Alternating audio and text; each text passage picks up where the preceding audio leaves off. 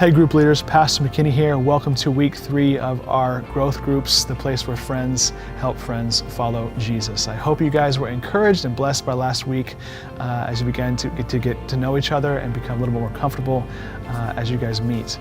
This week we're diving into lesson number 2, which is all about moving toward others. That's the title of the lesson, is moving toward others. And the thing is, this is probably one of the most important things, but it's also one of the hardest things, is because after we admitted our sense of need, we see someone else that we can move towards.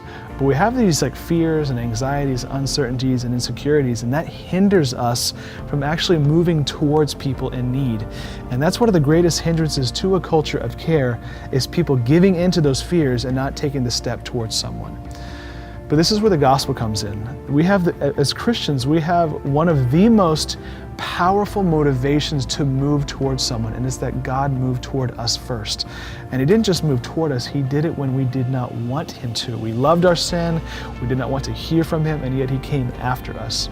And that empowers us and helps us to overcome our anxieties and fears and actually step towards people.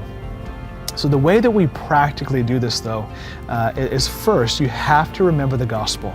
Because anytime you see people in need and you want to help somebody and you feel those sense of fears and uncertainties rise up, you remember the gospel. You remember that Jesus came after you, that He pursued you, that God sent His Son after you, and that's going to help you, give you the grace to take the step towards someone else in need. The second thing is that we listen. We listen. Totally focused, totally engaged, undistracted, listening to the soul that you are talking to. This is utterly essential for your ability to care for people, is learning how to listen well. And the reason why we listen is because Jesus listens to us. He listens to all our needs, He listens to all our fears, all our anxieties, and the fact that the God of the universe wants to listen to us. We too, fully engaged, are totally engrossed in who we're talking to and the soul that is before us. And so we have to remember this. And so give people some time this week to really process this chapter and it really kind of unpack, give people some time to unpack what are some of the causes and some of the reasons why they don't move towards people. So that's really it. That's all you're focusing on this week.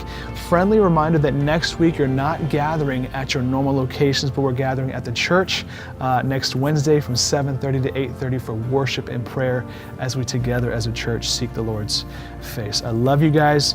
Your advocates are praying for you. The Lord is with you. Trust the Spirit.